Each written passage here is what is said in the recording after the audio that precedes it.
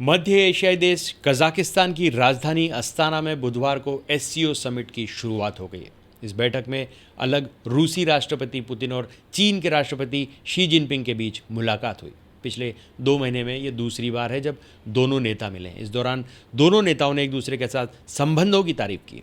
रूसी राष्ट्रपति पुतिन ने जिनपिंग से मुलाकात के दौरान कहा कि बीजिंग और मॉस्को के बीच इतने बेहतर संबंध कभी नहीं रहे। रूस यूक्रेन युद्ध शुरू होने के बाद दोनों की ये 5वीं मुलाकात है। राष्ट्रपति पुतिन ने एससीओ की सराहना करते हुए कहा कि एक निष्पक्ष संगठन है जो बहुध्रुवीय व्यवस्था बनाने में एक अहम भूमिका निभा रहा है। चीनी राष्ट्रपति शी जिनपिंग ने पुतिन की तारीफ की और उसे अपना पुराना मित्र बताया। उन्होंने कहा कि चीन और रूस के संबंध पहले से कहीं बेहतर हुए हैं। शी जिनपिंग ने कहा कि दुनिया में अशांति छाई है, ऐसे में दोनों देशों को आने वाली पीढ़ियों के लिए मित्रता कायम रखनी चाहिए। पाकिस्तानी वेबसाइट डॉन की रिपोर्ट के मुताबिक एससीओ बैठक से अलग बुधवार को रूसी राष्ट्रपति पुतिन ने पाकिस्तानी प्रधानमंत्री शहबाज शरीफ से भी मुलाकात की। इस दौरान पाकिस्तानी प्रधानमंत्री ने पुतिन से पश्चिमी प्रतिबंधों से बचने के लिए बार्टर सिस्टम अपनाने पर जोर दिया। बार्टर सिस्टम में दोनों देश बिना किसी करेंसी का इस्तेमाल किए अपनी चीज़ें बदल कर बिजनेस कर सकते हैं।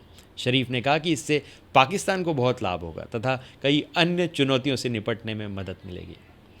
पीएम शहबाज ने कहा कि 1950 और 1960 के दशक में पाकिस्तान और रूस के बीच बार्टर सिस्टम की मदद से ही व्यापार होता था।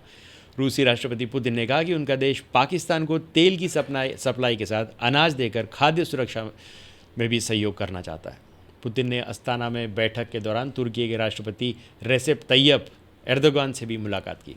एर्दोगान ने कहा कि तुर्की रूस यूक्रेन युद्ध को समाप्त करने में मदद कर सकता है। तुर्की राष्ट्रपति कार्यालय के बयान के मुताबिक पुतिन और एर्दोगान ने गाज़ा में चल रहे युद्ध के साथ सीरिया में संघर्ष रोकने के तरीकों पर भी चर्चा की।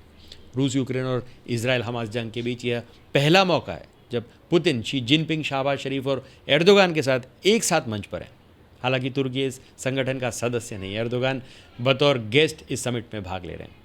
भारत के प्रधानमंत्री नरेंद्र मोदी एससीओ समिट में हिस्सा नहीं ले रहे हैं। उनकी जगह विदेश मंत्री एस जयशंकर भारतीय प्रतिनिधिमंडल का नेतृत्व करेंगे। इस बार की बैठक में एससीओ की बीते 20 साल की गतिविधियों की समीक्षा करने के साथ आपसी सहयोग बढ़ाने पर चर्चा हो रही है।